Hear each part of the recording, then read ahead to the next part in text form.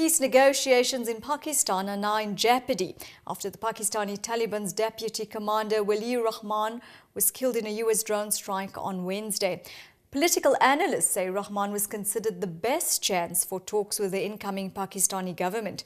Rahman was 42 years old and was based in South Waziristan, where he was largely considered as a moderate commander of the Pakistan Taliban.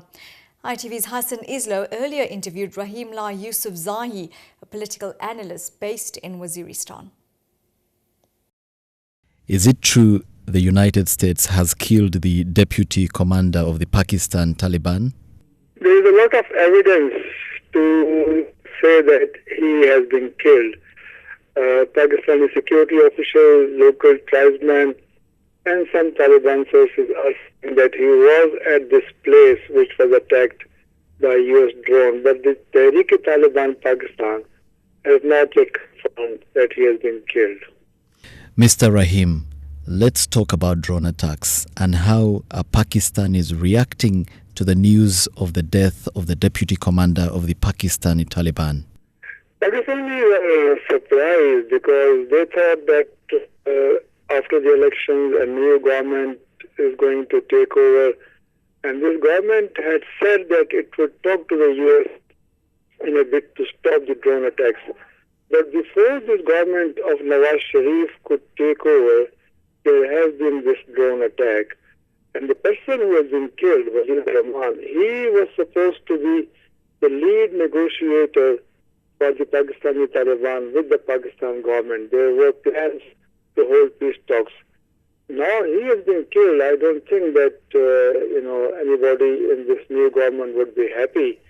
The son in Pakistan has lodged a protest also with the US over the drone attack. Despite pressure on Iran by the West to stop building its nuclear energy capacity, India and Japan are said to be close to an agreement to share nuclear energy expertise. The agreement between the countries is likely to be signed following a visit to Japan by India's Prime Minister Manmohan Singh later this week.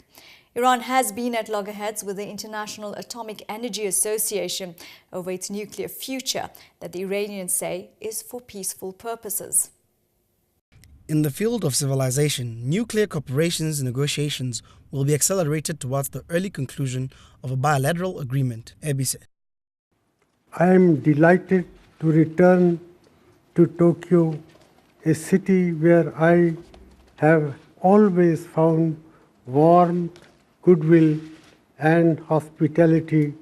India and Japan are expected to conclude their nuclear agreement despite opposition from anti-nuclear activists who see the cooperation as inconsistent given the West demands for Iran to abandon its nuclear program, despite assurance by Iran that its nuclear program is for peaceful purpose. An allegation made by the British government claiming that the Syrian regime has been using chemical weapons has put pressure on the White House to be drawn into another Middle Eastern conflict. This week, the British government wrote a letter to the UN Secretary-General Ban Ki-moon, alleging 3 new incidents of chemical weapons used by Syrian government forces. Hassan Islo gives us more insight. The allegations will be passed to a UN investigations team set up to look into claims that the government of President Bashar al-Assad is using chemical weapons against rebel forces. The British government's letter came 24 hours after the French government said it was testing samples for suspected chemical weapons smuggled out of Syria by Le Monde reporters. The French government said the results will be published in the next few days. These new allegations add pressure on the Obama administration, which is reluctant to be drawn into another Middle East conflict. In 2003, the United States invaded Iraq following claims that Saddam Hussein had chemical weapons. The use of chemical weapons is banned under international law. Meanwhile, the UN chief Ban Ki-moon said he was against global powers supplying Syria with weapons and pressed both sides in the civil war to find a political solution to prevent threats to regional stability. My position on this issue has been clear and consistent. I have been urging all the parties who would have influence to both sides, they should urge both sides to stop fighting. And there is no shortage of arms in both sides. Just providing arms to either side will not help this process. There is no such military solution in this case. I think only a political process can resolve this issue sustainable way. For ITV News, Hassan Islo reporting.